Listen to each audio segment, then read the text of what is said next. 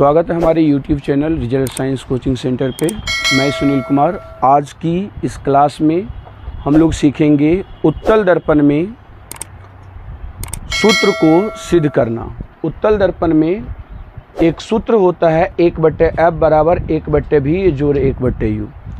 इससे पहले की क्लास में हमने अवतल दर्पण में दर्पण सूत्र को सिद्ध किए थे, जहाँ सूत्र यही था 1/f बराबर 1/v जोड़ 1/u। इस दर्पण में भी हम लोग यहाँ पर साबित करेंगे, तो आप इस क्लास को अच्छे से करें, समझें। चलिए देखिए हम लोग क्या करते हैं। उत्तल दर्पण में वस्तु दूरी, प्रतिबिंब दूरी तथा फोकस दूरी f के बीच संबंध स्थापित करते हैं। इनके बीच क्या संबंध है, इस संबंध को सीखते हैं और यह संबंध कैसे आया इसके बारे में यहाँ समझते हैं। तो दर्पण, पीछे की क्लास में जैसे कि हमने बताए कि दर्पण में गोलीय दर्पण दो प्रकार का होता है, एक अवतल दर्पण होता है और एक उत्तल दर्पण होता है। पीछे की क्लास में हमने अवतल दर्पण के सूत्र को प्रमाणित किए थे। आज की क्लास में हम लोग उत्तल दर्पण में हम लोग 1/f बराबर 1/v जोड़ 1/u को प्रमाणित करेंगे। इससे पहले हम लोग यहाँ पर इस जो परिपाटी को देख रहे हैं, यह जो एक कन्वेंशन है, इस कन्वेंशन को थोड़ा समझ लेते हैं। यह एक उत्तल दर्पण है जिसका परावर्तक सतह बाहर की ओर उभरा है। उत्तल दर्पण का परिभाषा होता है कि जिस दर्पण का परावर्तक सतह बाहर की ओर वक्रित होता है अर्थात उभरा होता है, उसको उत्तल दर्पण कहते हैं। जैसे कि आप यहाँ देख पा रहे हैं कि ये इसकी परावर्तक सतह बाहर की ओर उभरा हुआ है, तो ये एक उत्तल दर्पण है। और इस उत्तल दर्पण में सबसे पहले जान लेते हैं कि ये एक प्रधान अक्ष है और प्रधान अक्ष पर ध्रुव P, फोकस F, वक्रता केंद्र C स्थित है। अब इस दर्पण में हम लोग एक वस्तु को दर्पण के सामने रखे हैं, तो ये वस्तु का प्रतिबिंब कहाँ बना है इस बात को जानते हैं। तो इस वस्तु का प्रतिबिंब ध्रुव और फोकस के बीच बना है या मुख्य फोकस के बीच बना है। तो ये ध्रुव P है, ये फोकस F है, इनके बीच प्रतिबिंब बना है। अब हम लोग यहाँ पर जानेंगे कि हम लोग कैसे 1/f बराबर 1/v जोड़ 1/u उत्तल दर्पण में सिद्ध करते हैं और किस प्रकार से इसकी भाषा को लिखते हैं और इसका कैसे एक अच्छे ढंग से सिद्ध किया जाता है, वो आपको यहाँ सिखाया जाता है। यहाँ आप देखिए, माना कि Mn एक उत्तल दर्पण है, ये भाषा में आपको लिखना होगा। माना कि Mn एक उत्तल दर्पण है जिसका ध्रुव P, वक्रता केंद्र C तथा मुख्य फोकस F है। फोकस को मुख्य फोकस भी कहा जाता है। अब इस दर्पण में हम लोग वस्तु को रखे, उसकी जिक्र यहाँ पर हुआ है। जब उत्तल दर्पण के परावर्तक सतह के सामने वस्तु अनंत और ध्रुव के बीच रखी जाती है, तो इस स्थिति में वस्तु का प्रतिबिंब दर्पण के पीछे ध्रुव और मुख्य फोकस के बीच बनती है।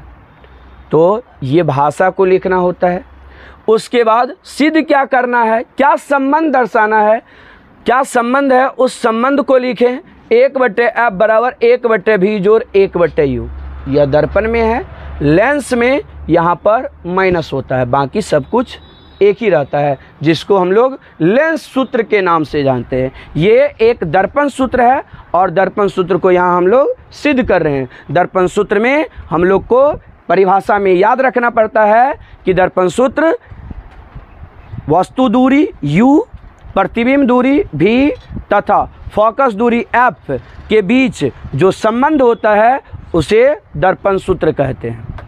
या इसको यूँ परिभाषित कर सकते हैं कि प्रतिबिंब दूरी के व्युत्क्रम तथा वस्तु दूरी के व्युत्क्रम के योग फोकस दूरी के व्युत्क्रम के बराबर होता है।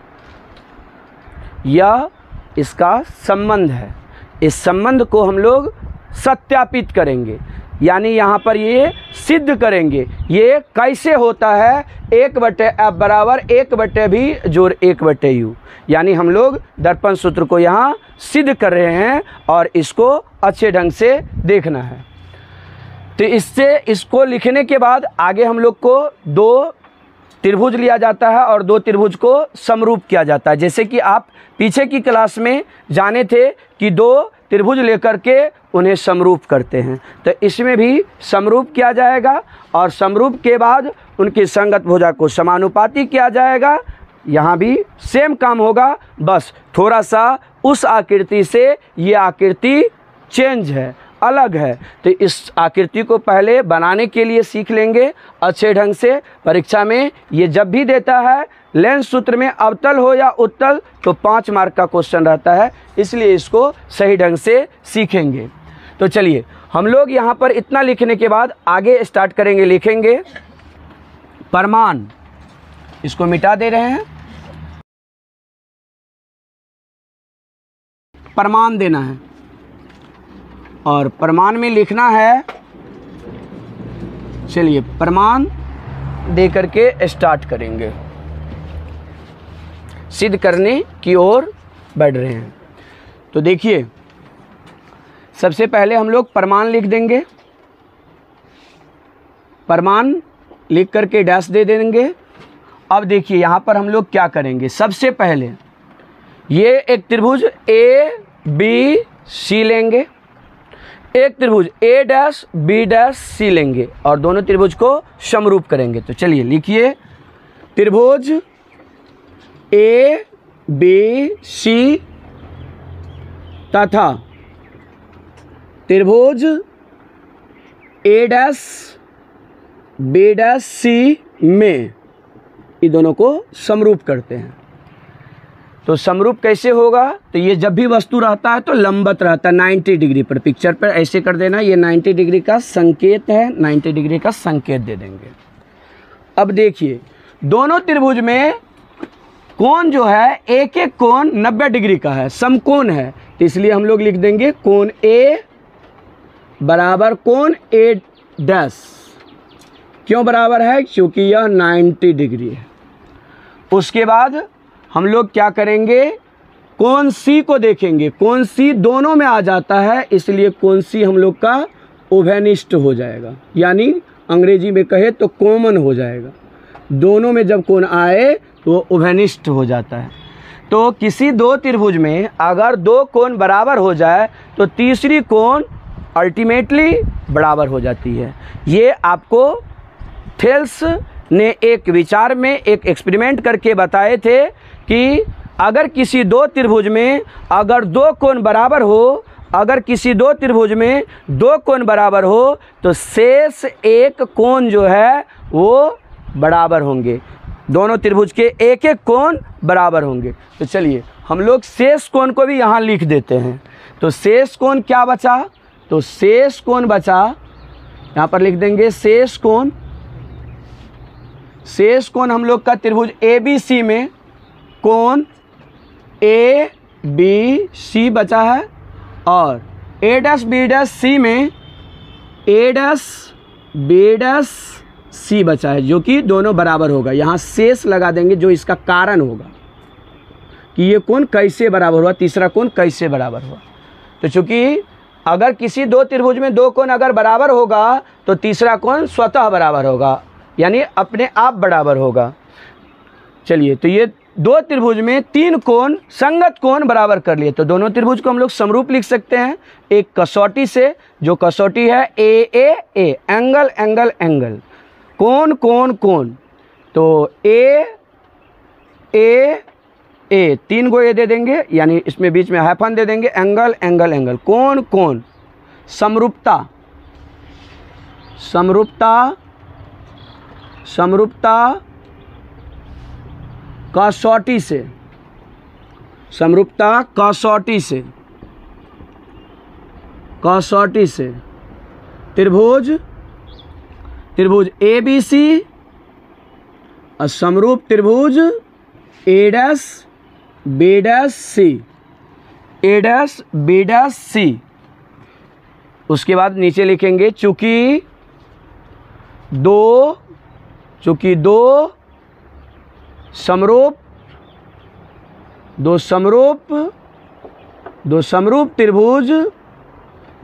त्रिभुज के संगत भुजा, दो समरूप त्रिभुज के संगत भुजा समानुपाती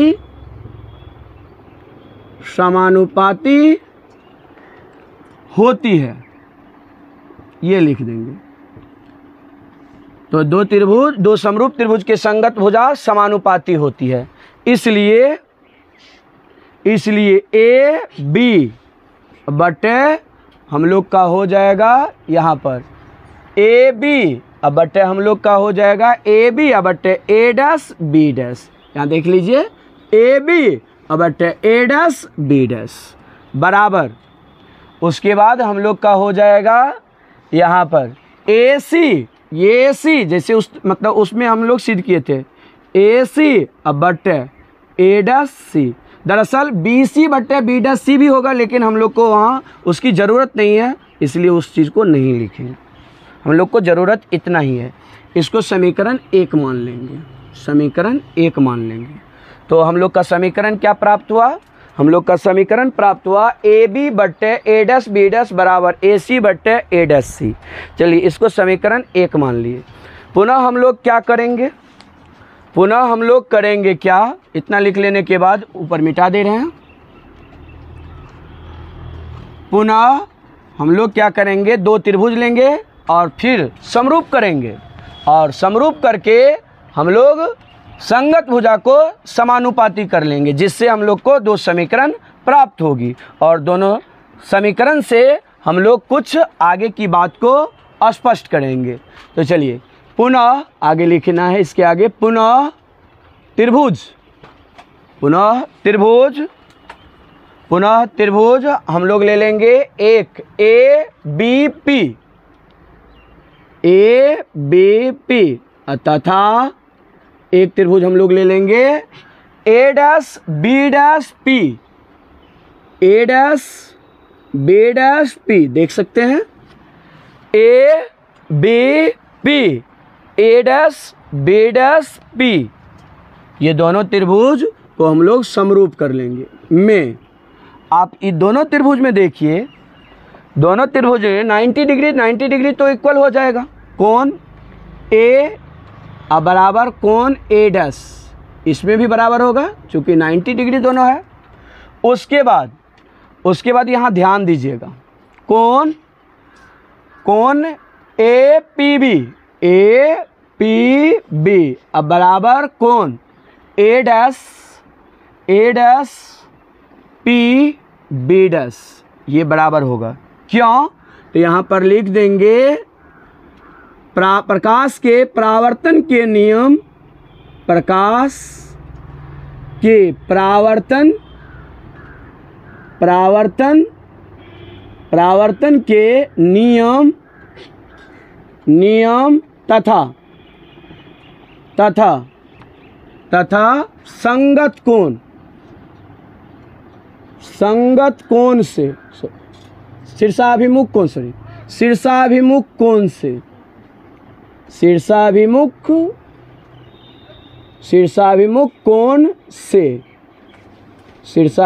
कोण से ये दोनों बात यहाँ पर लागू होगा, तब जाकर के ये कोण को बराबर लिखेंगे। अब देखिए क्यों बराबर लिखे, इस बात को देखिए। हम लोग इस आकृति में देख पा रहे हैं कि यह प्रकाश की किरण आया है, आपतित हुआ है, दर्पण से टकराकर उसी माध्यम में लौट गया है, तो यहाँ प्रकाश का परावर्तन हुआ है। तो प्रकाश के परावर्तन के नियम से हम लोग कह सकते हैं कि ये जो एंगल थीटा है, ये एंगल थीटा के बराबर हो जाएगा। यानी जब एंगल आई एंगल आर के बराबर होता है, यानी आपतन कोण और परावर्तन कोण बराबर होता है, तो ये बी पी ए आपतन कोण हुआ।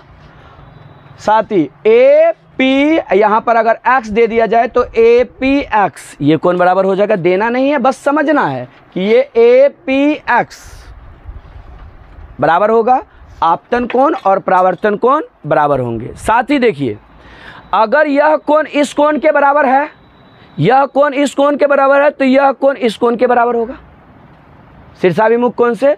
तो जब ये कोण इसके बराबर हो गया तो ये तो दोनों बराबर है, इसलिए ये दोनों कोण भी क्या हो जाएगा, बराबर हो जाएगा। तो इसलिए हम लोग लिखे कोण ए पी बी अब बराबर कोण A dash P B dash. तो आपको यहाँ समझ में आ जाना चाहिए, यहाँ भी थीटा एंगल हो जाएगा। अगर यह थीटा है यहाँ से यहाँ, तो ये भी थीटा है, तो ये शीर्षाभिमुख कोण से बराबर होगा और संबंध ये कोण और ये कोण भी बराबर होगा, क्योंकि ये इसके बराबर और ये इसके बराबर, इसलिए ये इसके बराबर हो जाएगा। तो ये लिख देना है।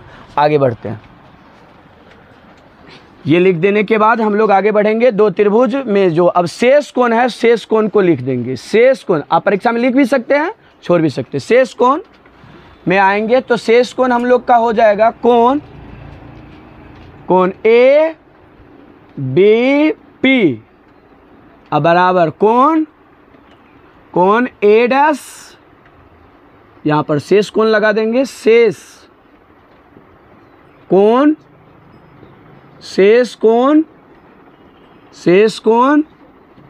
ए डैश बी डैश पी हो जाएगा। ए डैश बी डैश पी बराबर हो जाएगा। अब बताइए, किसी दो त्रिभुज में, फिर देखिए, किसी दो त्रिभुज में तीन संगत कोण अगर बराबर हो जाए तो समरूपता का मतलब नियम कहता है कि ये दोनों त्रिभुज समरूप होंगे। किसी दो त्रिभुज में अगर तीनों संगत कोण बराबर हो जाए तो वे दोनों त्रिभुज समरूप होते हैं। उसका कसौटी ए होगा, जो एक नियम है, और उस नियम के तहत हम लोग मतलब यहाँ पर समरूप लिखते हैं, जो हम लोग एंगल कोण के नाम से जानते हैं। तो चलिए, हम लोग तीन कोण को बराबर किए, दो त्रिभुज में संगत कोण को बराबर किए। जब दो त्रिभुज संगत कोण से बराबर समरूप होती है तो उनकी संगत भुजा समानुपाती होती है। तो नीचे हम लोग लिखेंगे पहले ए एंगल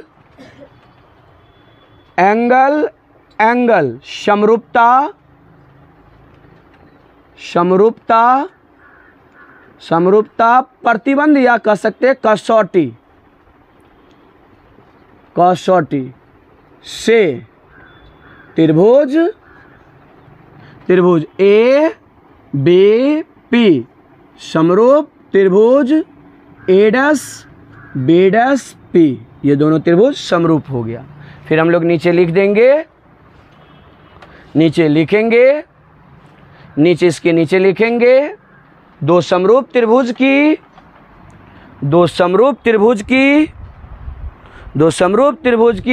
संगत भुजाएं, दो समरूप त्रिभुज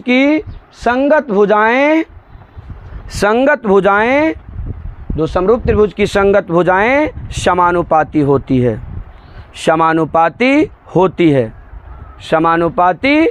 है। लिख देने के बाद हम लोग आगे इसको क्या करेंगे, समरूप यहाँ पर संगत भुजा को समानुपाती कर लेंगे। क्या हो जाएगा, ए बी अब बटे ए डैश बी डैश हो जाएगा, ए बी अब बटे ए डैश बी डैश हो जाएगा बराबर। उसके बाद क्या हो जाएगा, ए पी अब बटे क्या हो जाएगा, ए डैश पी हो जाएगा। ए पी अब बटे ए डैश पी हो जाएगा। ए पी यहाँ का और ए डैश पी बट्टे में हो जाएगा, अनुपात में हो जाएगा, समानुपात जिसको कहते हैं। तो चलिए, ये हो गया हम लोग का समीकरण 2 हो गया। इसमें रचना करने की आवश्यकता नहीं पड़ा, क्योंकि हम लोग एक किरण को अतिरिक्त गुजारे हैं प्रतिबिंब बनाने के लिए, इसलिए रचना करने की हमें आवश्यकता नहीं हुआ। अब नीचे लिख देंगे समीकरण 1 तथा समीकरण 2 से, समीकरण 1 तथा समीकरण 2 से, समीकरण 1 तथा समीकरण 2 से। समीकरण 1 में देखिए ए बी बटे ए डैश बी डैश है, समीकरण 2 में ए बी बटे ए डैश बी डैश है। एक साइड की बराबर है तो दूसरी साइड अल्टीमेटली बराबर होती है। तो ए सी अब बटे क्या लिखेंगे ए डैश सी, अब बराबर ए पी अब बटे ए डैश पी हो जाएगा। चलिए ये हम लोग लिख लिए। अब हम लोग क्या करेंगे, इतना लिखने के बाद, ये इतना करने के बाद हम लोग क्या करेंगे, ध्रुव से दूरियां को मापेंगे। जैसे कि हम लोग चिन्ह परिपाटी में सीखे थे और जाने थे कि जितने भी दूरियां होती है ये दर्पण में सभी दूरियां जो है ध्रुव से मापी जाती है, ध्रुव से मापी जाती है। तो चलिए जौन सा दूरी ध्रुव से नहीं मापी गई है वो दूरी को हम लोग ध्रुव से मापेंगे। जैसे कि यहाँ देखिए क्या है, ए सी है, ए सी टोटल यहाँ से यहाँ तक है, तो ये ध्रुव से नहीं मापी गई है, तो इसको हम लोग कैसे लिख सकते हैं, ध्रुव से P A Azor P C लिख सकते हैं, P A Azor P C. तो आगे हम लोग लिख देंगे, आगे इसके बाद लिखेंगे पी ए, इसको बदल के ए सी को बदल के P A Azor P C, और ए डैश सी है, यहाँ देख लीजिए ए डैश सी है, तो ए डैश सी को हम लोग कैसे ध्रुव से नापेंगे, तो टोटल ले लेंगे पी से सी तक की दूरी लेंगे, पी से सी तक की दूरी लेंगे और हम लोग को क्या घटा देना पड़ेगा, ए डैश यहाँ से पी से सी तक की दूरी लेंगे और उसके बाद हम लोग को क्या घटा देना है, क्योंकि हम लोग क्या माप रहे हैं, ए सी माप रहे हैं ना, ए डैश सी माप रहे हैं, तो ए डैश सी को क्या करेंगे, ए डैश सी को नहीं घटाना पड़ेगा, क्या घटाना पड़ जाएगा, हाँ पी ए डैश को घटाएंगे तो आ जाएगा ना। तो चलिए लिख देंगे, क्या लिखेंगे, ए डैश सी को मापने के लिए पी सी टोटल ले लेंगे, उसमें से घटा देंगे क्या, तो पी ए डैश घटा देंगे, पी ए डैश घटा देंगे। इधर हम लोग का ए से पी यानी ध्रुव से मापा ही गया, यहाँ इधर कुछ नहीं करेंगे, ये बहुत आसान है। इससे पहले वाला में थोड़ा सा दूरी मापने में गलती हुआ तो गड़बड़ हो जाएगा, इससे पहले वाला जो सिद्ध किए हैं तो उस पर ज़्यादा ध्यान देना है।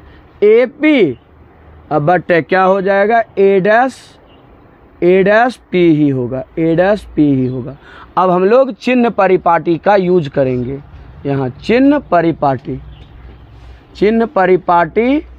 से हम लोग यहाँ लिखेंगे पी ए। तो देखिए पी ए वस्तु दूरी हो गया, ध्रुव से वस्तु की दूरी, तो वस्तु दूरी हो गया। तो वस्तु दूरी क्या होता है, कौन जो मतलब कोई भी दर्पण क्यों ना हो, वस्तु दूरी प्रायः क्या होता है, ऋणात्मक होता है। तो क्या लिख देंगे हम लोग, माइनस यू लिख देंगे, प्लस है तो प्लस देंगे। अब देखिए यहाँ से ये ध्रुव है और ये सी वक्रता केंद्र है, तो ध्रुव से वक्रता केंद्र की दूरी वक्रता त्रिज्या हुआ और वक्रता त्रिज्या यानी आर हुआ, और आर बराबर हम लोग पीछे सूत्र पढ़े हैं क्या होता है, 2f होता है। तो ये 2f जो है इधर है ना, उस ओर है ना, इसलिए वो क्या होगा, धनात्मक होगा। क्या होगा, धनात्मक। तो यहाँ पर लिख देंगे 2f। अब बट पीसी फिर देखिए है, क्या लिखेंगे हम लोग, पीसी फिर आए तो क्या 2f लिख देंगे, माइनस है माइनस दे देंगे, पी ए डैश है तो पी ए डैश क्या हुआ, पी ए डैश प्रतिबिंब दूरी हुआ ना, तो प्रतिबिंब दूरी को हम लोग किससे सूचित करते हैं, भी से। तो क्या हो जाएगा, पी ए डैश का क्या हम लोग यहाँ लिख देंगे, भी लिख देंगे, चूंकि उधर धनात्मक ना, तो प्रतिबिंब धनात्मक, प्रतिबिंब की दूरी उधर क्या हुआ, धनात्मक हुआ, तो यहाँ माइनस ए होगा, चूंकि यहाँ माइनस है तो माइनस ए होगा, प्लस माइनस माइनस हो जाएगा। अब बराबर, अब इधर देखिए ए पी है तो ए पी क्या हो गया, यहाँ पर वस्तु दूरी हो गया ना, तो वस्तु दूरी हम लोग का क्या हुआ, माइनस यू। अब बट और ए डैश पी फिर है, तो ये हम लोग का प्रतिबिंब दूरी है, तो प्रतिबिंब दूरी क्या उधर हुआ, धनात्मक, भी दे देंगे। अब यहाँ से हम लोग क्या करेंगे, बाय क्रॉस गुना कर देंगे, बाय क्रॉस गुना कर देंगे। चलिए यहाँ से बाय क्रॉस गुना करेंगे तो बाय क्रॉस गुना करेंगे तो क्या हो जाएगा, जरा देख लीजिए। बाय क्रॉस गुना कीजिएगा, इसको इससे गुना कीजिएगा, इसको इससे गुना कीजिएगा। अगर इसको इससे गुना कीजिएगा तो माइनस यू भी हो जाएगा, डायरेक्ट कर रहे हैं, माइनस यू भी हो जाएगा और प्लस क्या हो जाएगा, 2vf हो जाएगा, 2vf। अब इसको इससे गुना करेंगे तो बराबर क्या हो जाएगा, 2uf हो जाएगा, 2uf। अब माइनस माइनस क्या हो जाएगा, प्लस, माइनस माइनस यहाँ पर माइनस, यहाँ प्लस क्या हो गया, माइनस ना, यहाँ पर क्या हो जाएगा, प्लस क्या, u भी हो जाएगा, u भी हो जाएगा। अब देखिए यहाँ पर किसी का कोई जाति है, हाँ है, ये वाला इसका जाति है ना, तो इसको इधर भेज देंगे, ये वाला को इधर ला लेंगे, क्योंकि ये माइनस है, इधर आएगा तो प्लस हो जाएगा। तो चलिए देखिए क्या करेंगे, तो यहाँ इसको इधर ला रहे हैं, इसको उधर भेज रहे हैं, क्योंकि ये उसका जाति है, तो इसलिए वो दोनों जा करके क्या हो जाएगा, जुट जाएगा ना, देख लीजिए जुट जाएगा ना, ये दोनों जुट जाएगा। तो हम लोग आगे लिखेंगे, क्या हो जाएगा, तो हम लोग यहाँ पर क्या हो जाएगा, ये इधर लाएंगे तो माइनस से इधर आया तो ये प्लस हो गया ना, तो 2uf हो जाएगा, अब प्लस क्या, 2vf हो जाएगा। अब बराबर ये उधर जाएगा तो क्या हो जाएगा, u भी, और जोड़ क्या हो जाएगा, u भी हो जाएगा ना। तो यहाँ से क्या हम लोग का ये दोनों जुटेगा ना, अलग अलग रेशियो का है, तो इसमें कॉमन आ रहा है तो कॉमन ले लेंगे, तो क्या हो जाएगा, uf, और जोड़ क्या हो जाएगा, vf, uf जोड़ क्या हो जाएगा, vf।